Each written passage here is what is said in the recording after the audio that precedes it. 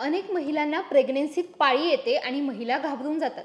आता याला नेमकं काय म्हणावं, हे घातक आहे की एक सामान्य गोष्ट आहे, याबद्दल महिलांना गैरसमज असतात आणि अशाच वेळेस त्या चुकीचे उपचार सुद्धा घेतात। म्हणून या व्हिडिओमधून महिलांना गरोदरपणात पाळी येते याविषयी आपण सर्व काही जाणून घेऊयात। सर्वात आधी जाणून घेऊयात की मासिक पाळी आहे की ब्लीडिंग। प्रेग्नन्सीत महिलांना थोडंफार ब्लीडिंग होतं आणि यालाच मासिक पाळी समजण्याची चूक महिला करतात। आता मासिक पाळीचं चक्र पाळीच्या पहिल्या दिवसापासून सुरू होतं आणि पुढील पाळीच्या पहिल्या दिवशी संपतं। जेव्हा ओव्हरीमधून एग रिलीज होतात तेव्हा त्या चक्रामध्ये ओव्ह्युलेशन होतं। ओव्ह्युलेशन झाल्यावर जवळपास 11 ते 14 तास एग तसेच असतात।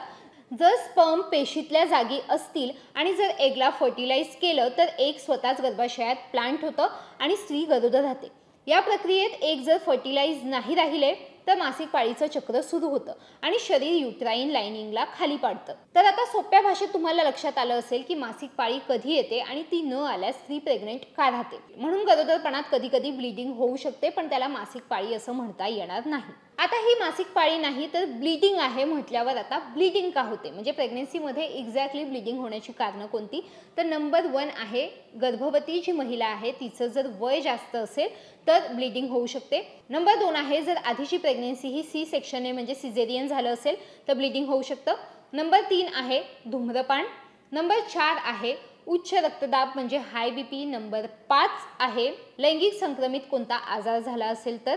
नंबर 6 आहे डायबिटीज। ही झाली कारणं प्रेग्नन्सीमध्ये ब्लीडिंग होण्याची। आता प्रेग्नन्सीच्या पहिल्या 3 महिन्यात ब्लीडिंग का होतं हे जाणून घेऊयात। तर प्रेग्नन्सीच्या पहिल्या तिमाहीमध्ये ब्लीडिंग होण्याची शक्यता जास्त असते, कारण गर्भाशयात प्लेसेंटा थोड्याफार प्रमाणात इम्प्लांट झाल्यामुळे काहीशा प्रमाणात सॉप्टिक होऊ शकतं। गरोदरपणात सर्व्हिकल पेशींमध्ये सुद्धा बदल दिसून येतो, ज्यामुळे सुद्धा खास करून सेक्स नंतर ब्लीडिंग होऊ शकतं। पहिल्या तिमाहीमध्ये एक्टोपिक प्रेग्नन्सी, मिसकॅरेज, सबकोरियोनिक हेमरेज, त्यात न्यूट्राइन भिंत, प्लॅसेंटा यांच्यात सुद्धा ब्लीडिंग होतं। आता प्रेग्नन्सीच्या 20व्या आठवड्यानंतर ब्लीडिंग का होतं ते जाणून घेऊयात। Cervical examination, placenta previa, preterm labour, sex, uterine rupture, placenta abruption यांसारख्या कारणांमुळे गरोदरपणाच्या 20व्या आठवड्यानंतर ब्लीडिंग होऊ शकतं।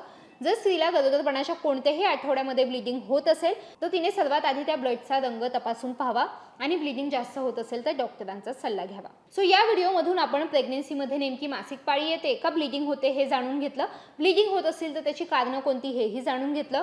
कोणत्या आठवड्यामध्ये ब्लीडिंग होत असेल तर त्याची वेगवेगळी कारणं काय असू शकतात तेही जाणून घेतलं। तुम्हाला हा व्हिडिओ कसा वाटला आम्हाला खाली कमेंट्समध्ये नक्की कळवा। हा व्हिडिओ जर तुम्ही लोकमत सखीच्या फेसबुक किंवा इंस्टाग्राम पेजवर पाहत असाल तर लोकमत सखीचा फेसबुक आणि इंस्टाग्राम पेज लाईक करा, शेअर करा। जर हा व्हिडिओ तुम्ही लोकमत हेल्थवर पाहत असाल तर लोकमत हेल्थ चॅनल सबस्क्राईब करा।